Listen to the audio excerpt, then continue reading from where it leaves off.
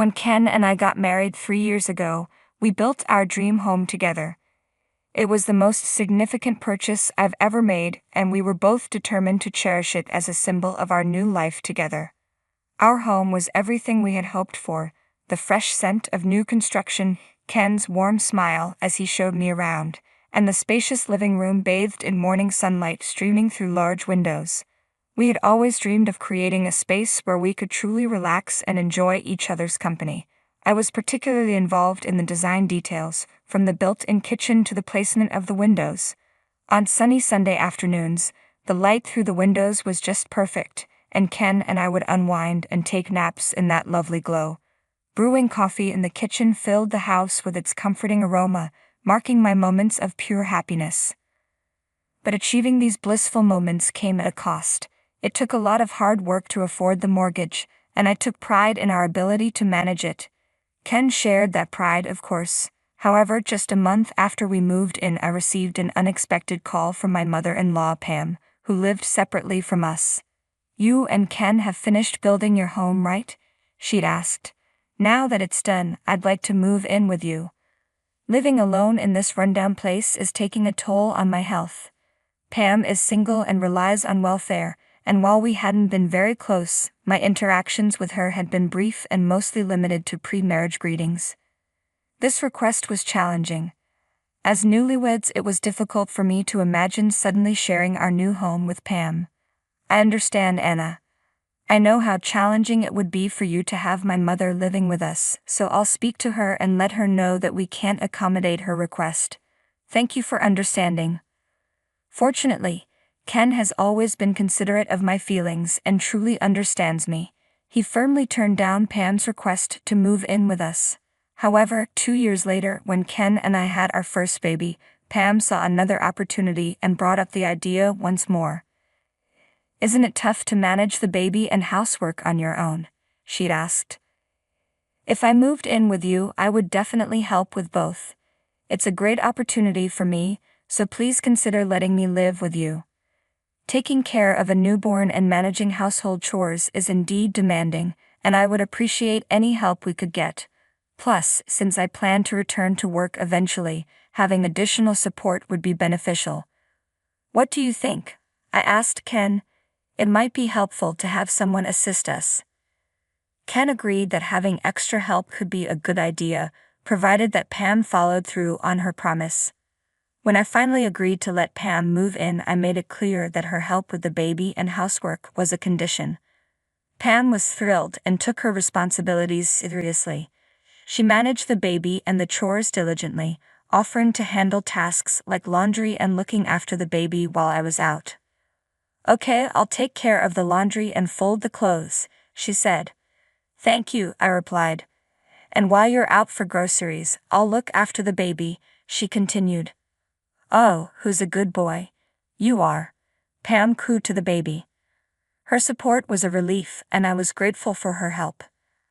I honestly didn't expect Pam to be so helpful, and I felt a bit guilty for underestimating her. For the first week, she was a great help around the house and with the baby, and I was grateful for her support. But that didn't last long. Soon Pam began slacking off. When Ken was away, she would lounge around and ignore my requests to care for our son. This became a frequent issue, and my trust in Pam started to wane. Her commitment to household chores quickly diminished, and I could no longer rely on her to look after the baby or manage the housework. I decided it was time to address the situation with her.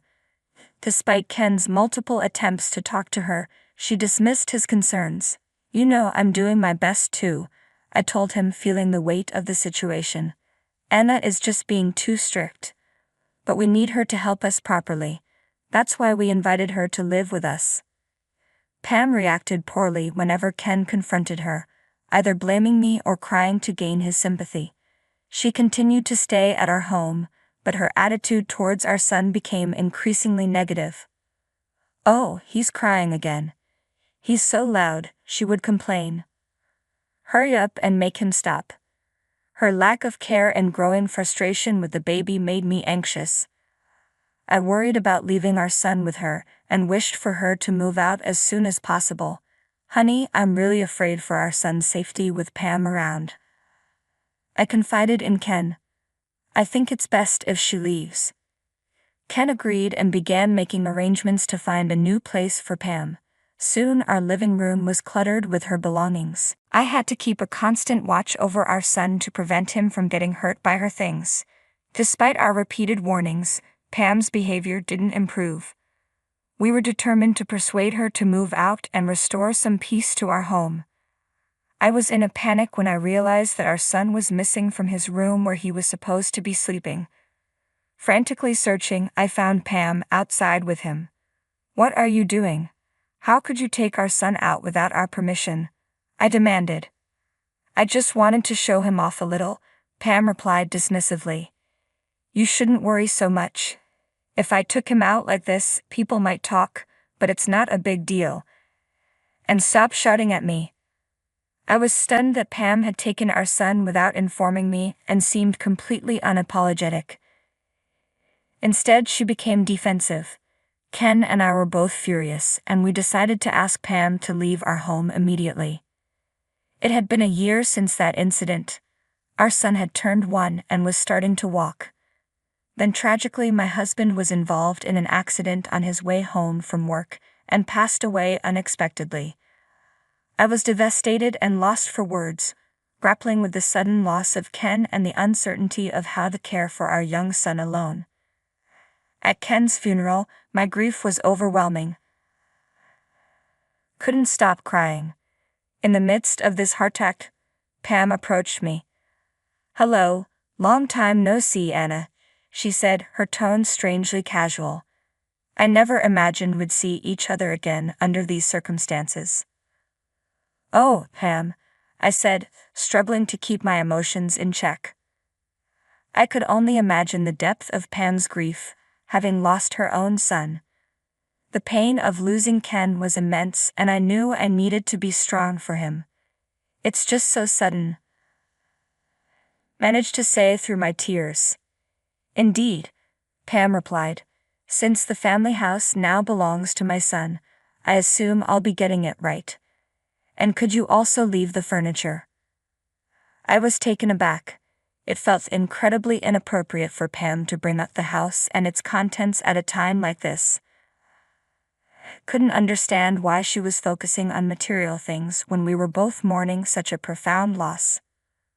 "What are you talking about?" I asked, bewildered. "The house cost $500,000 to build, and there's still a mortgage to be paid." "Oh, well, you're going to cover that, right?" she responded casually. I couldn't believe Pam was discussing the house and mortgage at Ken's funeral. "I'm not sure I want to talk about this right now," I said, trying to remain composed. "We're here to remember Ken."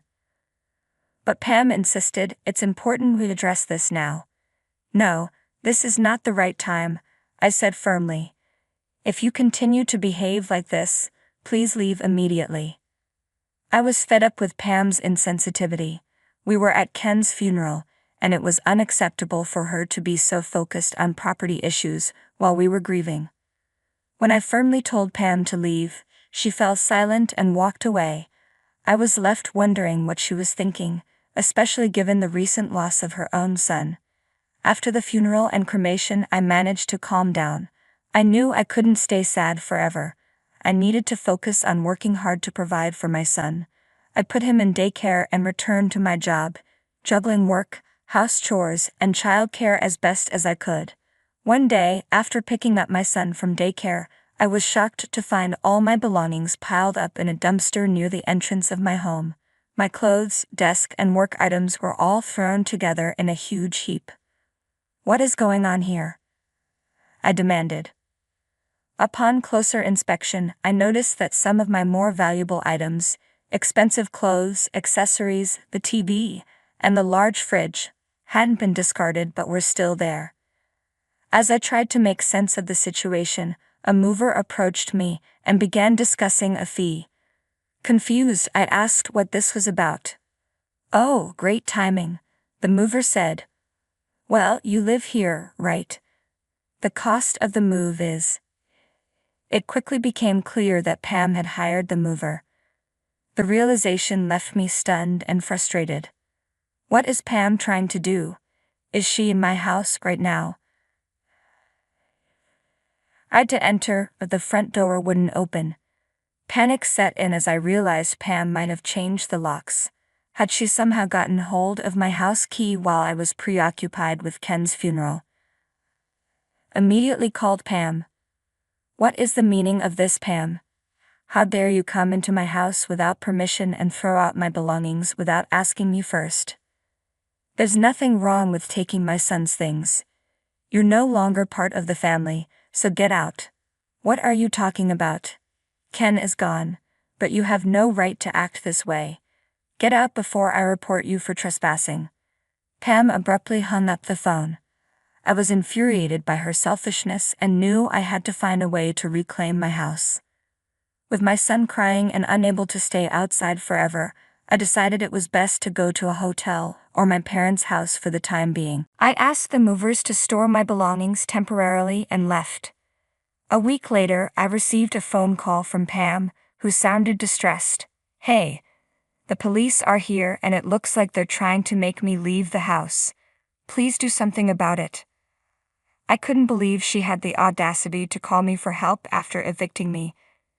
Pam's selfishness was overwhelming. I'm sorry, but I'm not your family anymore, I replied.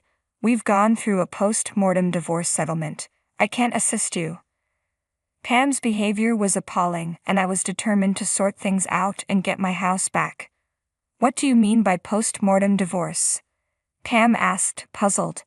It's a legal procedure to sever ties with the relatives of my deceased husband, I explained. Since I'm still legally Ken's spouse, I inherit the house.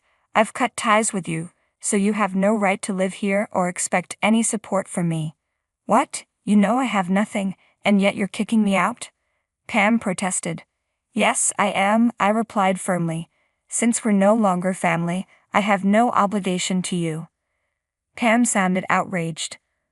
But I took care of the baby. How can you be so ungrateful and cold? It was clear that Pam didn't understand, or didn't want to acknowledge, how wrong her actions were. Her anger only confirmed my decision.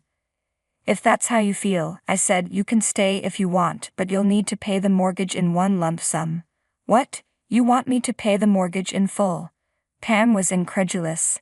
You don't need to pay the mortgage that's already been covered up to now. You're only responsible for the remaining amount. But be warned, it's a significant sum. Pam was taken aback. How could I possibly pay for a house that's only been built for 3 years in one installment? Well, if you can't manage it, then the house is mine, and you, as someone who is no longer part of the family, will be reported for breaking and entering. I ended the call feeling resolved. I knew I didn't need to explain to Pam that the mortgage was covered by insurance after Ken's passing. A few days later, when I finally managed to get back into the house, I found it in disarray. Furniture was damaged and my clothes were in a mess. I took photos and documented everything, noting the costs and the circumstances under which Pam had evicted me. Even though filing a claim might not result in a payout, having this evidence could be useful if Pam caused further trouble. Later, Pam contacted me, demanding a $1,000 fine for trespassing. Of course, I had no intention of paying her. I ignored Pam's request. How could she not see that I was the victim in all of this? There was no way I would pay her any money. 3 years later, Pam's inability to pay her fines led to her being found guilty of malicious actions, resulting in a 3-year prison sentence. Once her sentence was served, Pam reached out to me. Please, I'm in serious trouble. I have nowhere to go and don't know what to do, she pleaded. She seemed to be using a payphone as her calls were frequently cut off, likely due to lack of funds. It was clear that she was reaching out to anyone she could, desperately seeking help. The apartment my husband had rented for her was long gone, and the family home Ken and I built had been sold, as I had feared Pam might return. I felt a sense of justice in knowing that Pam's situation was a direct consequence of her own actions. Pam, this is what you deserve. I have no obligation to help you, and I want you to stop bothering me. Live your life on your own, I told her firmly before ending the call. With that, I closed the chapter on Pam to determine to focus on raising my son to be strong and independent. I placed my hand on Ken's photo, holding it close with my son by my side. Thank you for watching until the end. Please subscribe to our channel, and we hope to see you in our next video.